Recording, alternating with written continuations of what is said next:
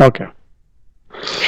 So in our early class, we have discussed about the different types of reproduction in the plants. We have seen that under the asexual reproduction, there are the two types. So one is the spore formation and other is the vegetative propagation. Spore formation of spores, for example in ferns. In the ferns, we are able to see that in the dorsal side of the leaf, okay, that is in the lower part of the leaf, there are these kind of brown structures are there, which are known as the sporangia. Okay, the sporangia have the contain the spores. Next very important method of the asexual reproduction is the vegetative propagation. So vegetative propagation is been more detail.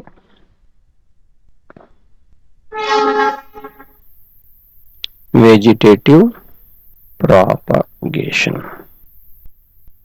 Okay, so this can take place by the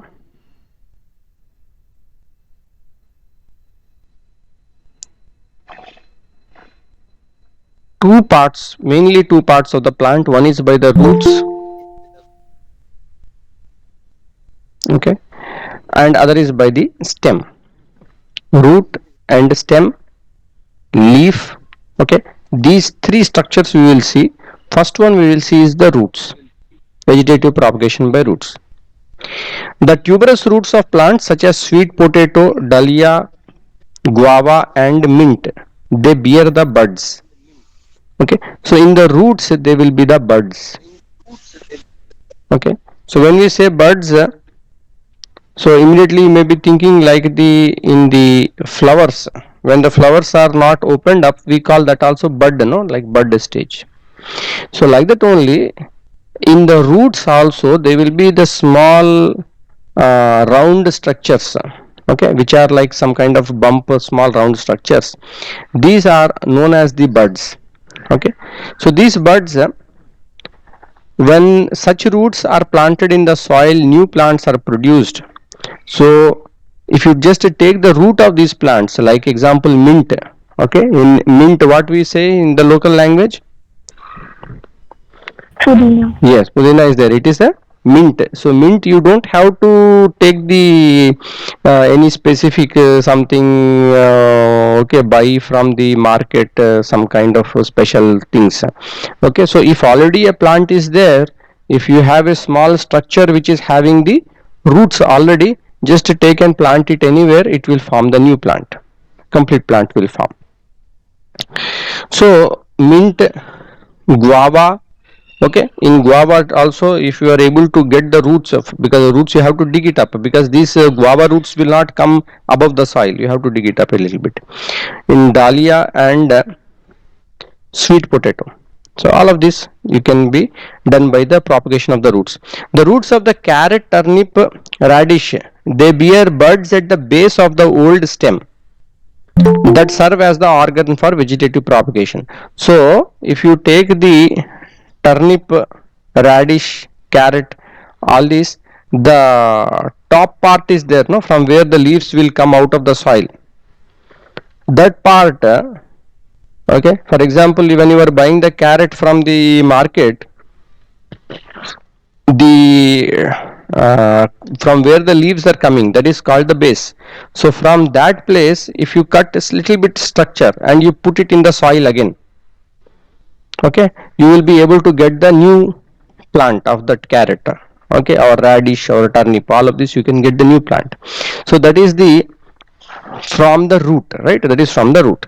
So this is also another method of the vegetative propagation. Okay, this is all from the root how we can do the vegetative propagation. The other is from the stem. So the stem is very efficient way of vegetative propagation. Okay, some plants they are able to be propagated by the underground or aerial parts of the stem. So generally whenever we think about the stem, we say that it is the aerial part of the plant, that is it is exposed to the air. But in some plants the portion of the stem will be there under the soil. Okay, that is called the underground part of the stem. So the underground stem of the certain plants, they will also bear buds that help in the vegetative propagation. Some of the underground stems, they are having the different names. Okay, this is very important for your exam and syllabus. Okay, this is what is. One is the rhizome,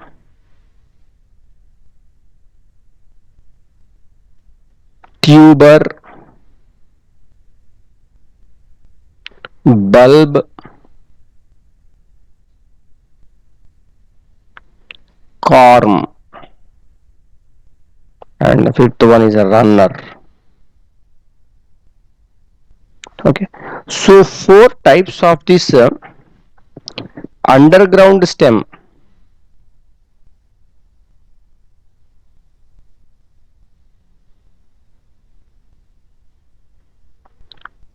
These five types of the underground stem are discussed in your syllabus.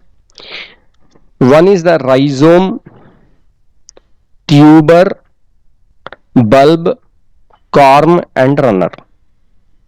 So we need to know first thing that all of these are what? Underground stem. All of these are a modified stem, they are underground. Point number one. Next, they are all different from each other. There are five different modifications of this underground stem, different types. One we will see, first one is the rhizome. It is a short, swollen underground stem. Short, swollen. Okay, underground stem, and it bears the buds, nodes, internodes, and roots. Okay, nodes, internodes. When we say nodes, okay, internodes. So have you heard about this term nodes earlier?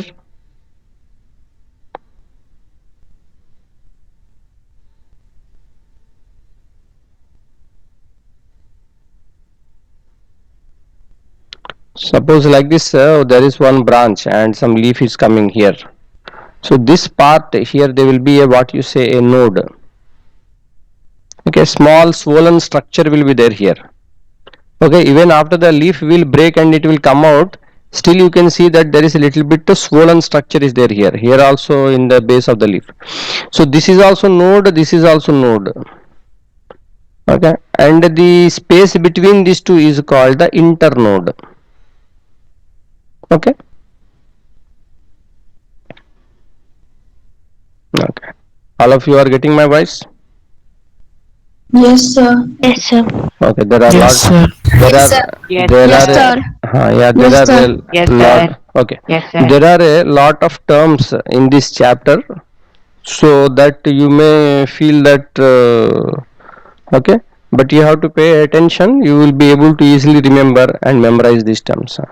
See, rhizome. Rhizome is what? A short and swollen underground stem, and it is bearing nodes and internodes as well as roots. The new plant will develop from the bud of the rhizome. Okay, so from the bud of the rhizome, it can example is the ginger and banana.